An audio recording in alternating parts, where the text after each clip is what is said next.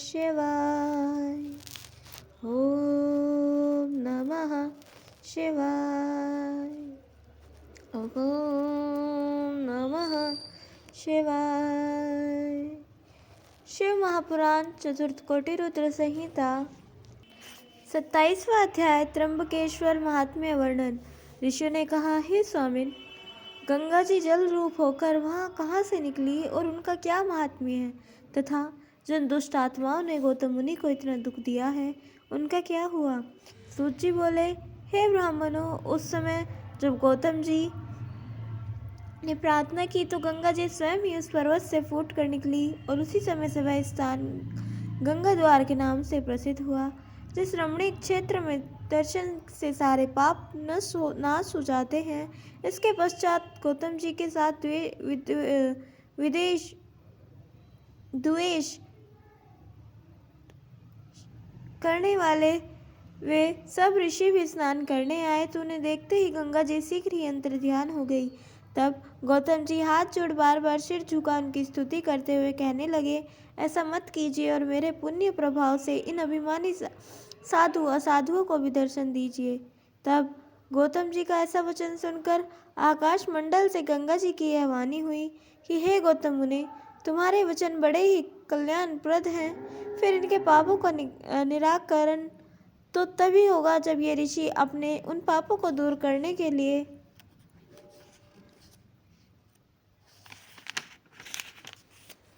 प्रयाश्चित करें। ये इस पर्वत की 100 बार परिक्रमा करें, तभी इन दुष्टों को मेरा दर्शन प्राप्त होगा। तब गंगा जी की ऐसी वाणी सुनकर उन ऋषियों ने उनकी आज्ञा से वैसा ही किया। गंगा द्वार के नीचे का वह भाग कुशाव्रत नाम से प्रसिद्ध हुआ और गंगा जी वहाँ प्रकट हो गई। जो मनुष्य वहाँ स्नान करता है वह अपने सब पापों से मुक्त हो जाता है और मोक्ष पाता है। यह कथा इस प्रकार भी है कि क्रोधित हुए गौतम मुनि ने भी उन ऋषियों को शाप दिया था, जिससे वे शिव पूजन विरक्त हो गए थे।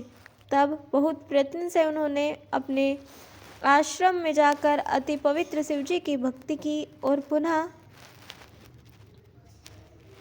काशीपुरी में जाकर निराश हुआ निवास किया। पश्चात उनके सब पुत्र भी शैव धर्म से विहीन हो गए और इसके आगे कलयुग में उनके पौत्रादि बहुत से मनुष्य दुष्ट होंगे। इस प्रकार यह गौतमी गंगा की उत्पत्ति सब पापों को हरण करने वाली और श्रेष्ठ महात्म्य वाली है। जो मनुष्य त्र्यंबकम ज्योतिर्लिंग के इस महात्म्य को सुनता है वह सब पापों से मुक्त हो जाता है, इसमें कोई संदेह नहीं है। अब इसके आगे वैद्यनाथ धाम वाले शिवलिंग के पापनाशक महात्म्य को कहता हूँ, आदर से ही सुनिए। इस प्रकार श्री शिव महापुराण चतुर्थ कोटि रुद्र संहिता का 27वां अध्याय समाप्त। बोलिए उमापति महादेव की जय। 28वां अध्याय वैद्यनाथेश्वर द्वारा रावण को वर प्रदान। सूत जी बोले, हे ऋषियों, जब महाअभिमानी राक्षस आदि रावण ने कैलाश पर्वत पर जाकर शिवजी की आराधना की और जब पहले शिवजी ना प्रसन्न हुए तो उसने अपने सिर को काटकर बलिदान पूर्वक शिवजी को प्रसन्न करना चाहा। तब शिवजी प्रसन्न हो गए और प्रकट होकर उन्होंने उसके सर को पूर्वता पूर्ण कर दिया, साथ ही उसे अतुल बल देकर सभी मनोरथ प्रदान किए। शिवजी को प्रसन्न हुआ जान रावण ने उनसे यह प्रार्थना की, हे प्रभु, मैं आपकी अपनी नगरी लंका में ले जाना चाहता हूँ, मुझ भक्त की यह प्रार्थना स्वीकार कीजिए। यह सुन शंकर जी ने विचार कर कहा, तुम मेरे लिंग को परम भक्ति के साथ अपने घर ले जाओ, पर यह ध्यान रखना कि वह यदि तुम कहीं बीच में से पृथ्वी पर रख दोगे तो वह वहीं स्थिर हो जाएगा और आगे ना जा सकेगा। शिवजी के यह कहने पर राक्षसेश्वर रावण ज्योतिर्लिंग ले अपने घर चला। मार्ग में शिवजी की माया से उसे लघुशंका की इच्छा हुई, जिसके वेग को वह रोक न सका। फिर तो वह आते हुए एक गोप को लिंग देकर वह लघुशंका करने लगा। वह गोप शिवलिंग के भार से व्याकुल हो उसे वहीं पृथ्वी पर रख दिया।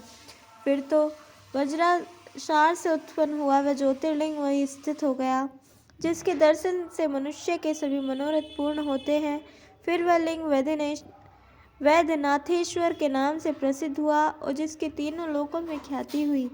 वह सत्पुरुषों को मुक्ति देने वाला एक ऐसे दिव्य और श्रेष्ठ ज्योतिर्लिंग है। इसका समाचार पाकर ब्रह्मा, विष्णु और इंद्रादिक देवता तथा ऋषियों ने आकर प्रेम सहित उस लिंग की पूजा की। देवताओं ने उस लिंग को वैद्यनाथ के नाम से प्रतिष्ठित किया, परंतु दुष्ट आत्मा रावण की शिवजी द्वारा इस वर प्राप्ति से देवताओं को बड़ा भय उत्पन्न हुआ और उन्होंने नारद जी को बुलाकर हार्दिक दुख कहा। नारद जी ने देवताओं को समझाकर कहा कि आप लोग दुख त्याग कर दे, मैं इसका कुछ उपाय करूँगा।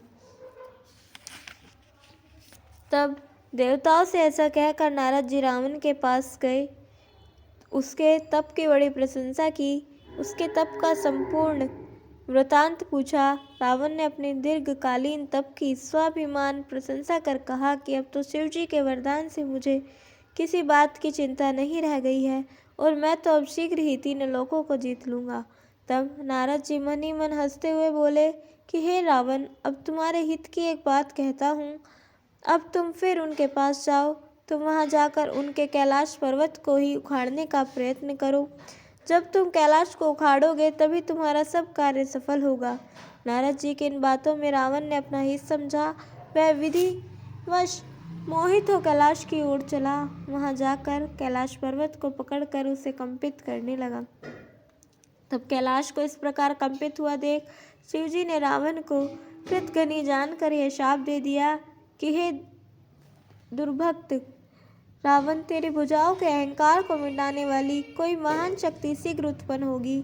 उस महान पराक्रमी रावण को शिवा श्री रामचंद्र जी के कोई जीतने में समर्थ ना हुआ। जो कोई इस वैद्यनाथेश्वर के महात्म्यों को सुनेंगे, उनके सभी पाप भस्म हो जाएंगे। इस प्रकार श्री शिव महापुराण चतुर्थ कोटि रुद्र संहिता का 28वां अध्याय समाप्त। बोलियो उमापति महादेव की जय। कल हम सुनेंगे 29वां अध्याय गणनेश्वर ज्योतिर्लिंग वर्णन और 30वां अध्याय नागेश्वर ज्योतिर्लिंग उत्पत्ति वर्णन। तब तक के लिए जुड़े रहें। हर हर महादेव।